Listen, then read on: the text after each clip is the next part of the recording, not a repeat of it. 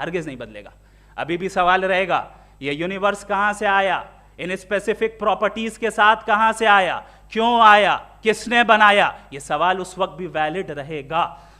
لیکن یہ سوال اگر ہم جناب جاوید اختر صاحب سے کریں تو چونکہ ان کا ورلڈ ویو ایتھیسٹک ہے, اور صرف ان کا نہیں, مطلب جتنے بھی ایتھیسٹ ہیں اور ایتھیسٹک ورلڈ ویو کو رکھنے والے سے اگر آپ یہ سوال کریں کہ یہ یونیورس کہاں سے آیا, تو ان کا جواب یا تو آرگیومنٹ فرام اگنورنس ہوگا یا ڈوگمیٹک ہوگا.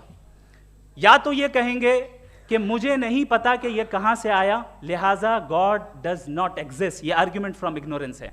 یا یہ کہیں گے کہ یہ یونیورس خود بخود بن گیا, اس کا مطلب یہ ہے کہ اس بال کو بھی خود بخود بن جانا چاہیے, لیکن بال کے تعلق سے یہ ایکسپلینیشن ایکسیپٹ نہیں کی جائے گی کہ یہ خود بخود بن گئی, لیکن یونیورس کے تعلق سے کر دیا جائے گا. اسے ہم دوسرے الفاظ میں ڈوگما بھی کہہ سکتے ہیں. دوسری چیز, ہمارے جاوید اختر صاحب ضرور گاڈ آف گیپس کی مثال بھی ضرور دیں گے, اور مثال دیں گے کہ پہلے زمانے میں بجلیاں کڑکتی تھی تو لوگوں نے کسی ایک خدا کی طرف, اور بارش ہوتی تھی تو دوسرے خدا کی طرف منسوب کر دیا, ان کے پاس دلیل نہیں تھی. یہ ہمارا ورلڈ ویو ہے ہی نہیں, یہ ہمارا ورلڈ ویو ہے ہی نہیں, کیونکہ نیچرل فینومینا کے پروسیس کی انٹرپریٹیشن کو جان لینے سے یہ کہاں سے ثابت ہو گیا کہ گاڈ ایگزسٹ نہیں کرتا ہے. اس پر میں انشاءاللہ ابھی آگے بات کروں گا.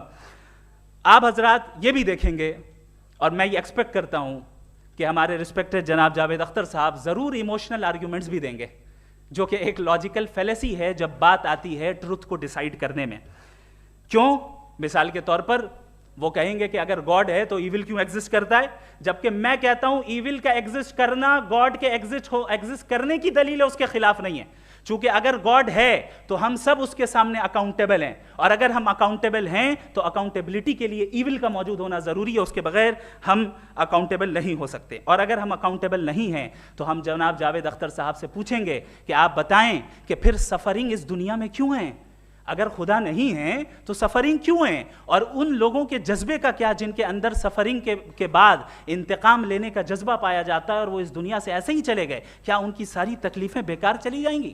اب آ جائیں اسی ایگزامپل کی طرف کہ بال, مجھ سے اگر کوئی پوچھے اس بال کو کس نے بنایا, اور یا اس ایکسپینڈڈ بال کو کس نے بنایا, میں کہوں گا کہ چونکہ یہ یونیورس اور اس یونیورس کی تمام چیزیں کانٹینجنٹ ہیں. کانٹینجنٹ ہونے کا مطلب یہ ہوتا ہے کہ جو اپنے ایگزسٹنس پہ کسی کے اوپر ڈیپینڈ کرتی ہو, تو ظاہر ہے یہ یونیورس کانٹینجنٹ ہے. اور اگر کوئی چیز کانٹینجنٹ نہیں ہے تو میں ریکویسٹ کروں گا کہ مجھے دکھا دیں کہ کون سی چیز یونیورس میں کانٹینجنٹ نہیں ہے, ہم بھی ذرا غور کر لیں اور ہم بھی دیکھ لیں.